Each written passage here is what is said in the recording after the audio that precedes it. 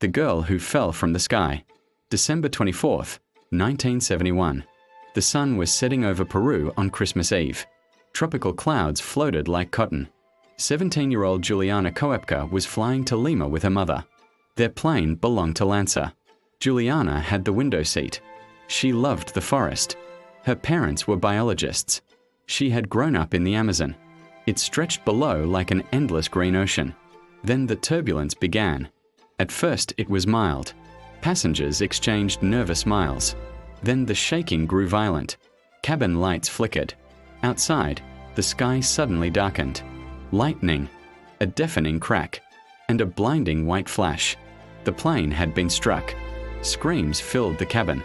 The aircraft began to tear apart. Oxygen masks dropped. Nothing was orderly anymore. The plane was disintegrating in midair. Juliana tried to grab her mother's hand. She couldn't. And then the floor vanished. Suddenly she was in open sky, still strapped to her seat. Falling.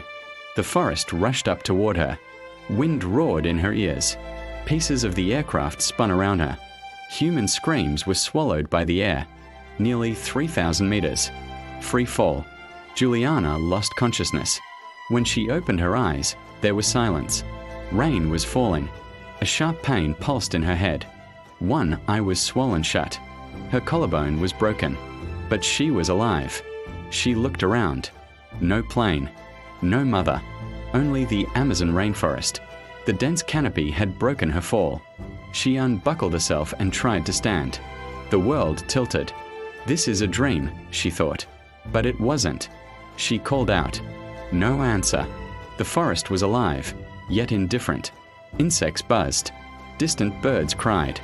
The smell of wet earth filled the air. Juliana knew one thing her father had told her. If you're ever lost in the jungle, find water. Water leads to people.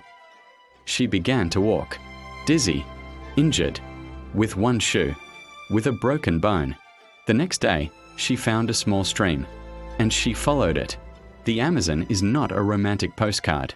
It is dense, wet, heavy, and unforgiving. Mosquitoes swarmed around her in clouds. Her wounds began to grow infected. She was hungry but afraid to eat unfamiliar fruit. It could be poisonous. She drank only water. At night she curled up on the ground. Rain fell. Insects crawled across her skin. Sometimes she heard animals moving in the dark. The worst part was the loneliness. She thought of her mother. She hoped she might still be alive. But as days passed, that hope thinned. On the third day, she found a row of airplane seats. Passengers were still strapped in. Juliana stopped. She didn't look closely. She kept walking. Days blurred together. Fourth day. Fifth. Sixth. She grew weaker. But the stream kept flowing. And she kept following. At one point, maggots filled the wound on her shoulder. At first she was horrified. Then she remembered something her father had said. Some maggots eat only dead tissue. Nature kills. Nature heals. On the morning of the 10th day, she heard something. An engine. She froze. Was it real? She followed the sound. She found a small boat and a hut, signs of people. But no one was there. Inside the hut, she found a container of gasoline. She poured it over her wound to clean it. The pain was unbearable. She screamed.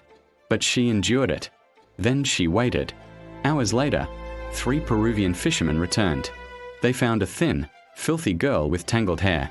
She spoke to them in English. Plane crash, she said. At first, they didn't believe her. But her eyes told the truth. Juliana Koepka was the only survivor. Out of 92 people, her mother had not survived. Juliana was taken to a hospital. Around the world, people spoke about the girl who had fallen 3,000 meters and survived 11 days alone in the Amazon. Scientists still debate the factors. The density of the trees? Being strapped to her seat? The angle of descent? Probably all of them. But there was something else. Knowledge. She knew the forest. Instead of running blindly, she searched for water. Instead of panicking, she followed the stream. Survival is sometimes less about miracles and more about decisions. Years later, Juliana became a biologist. She returned to the Amazon. She even visited the crash site. Because some people run from trauma. Others walk straight into it. Falling from the sky usually means death. But sometimes the trees catch you. And sometimes survival is not just breathing. It is walking. One more step, and then another.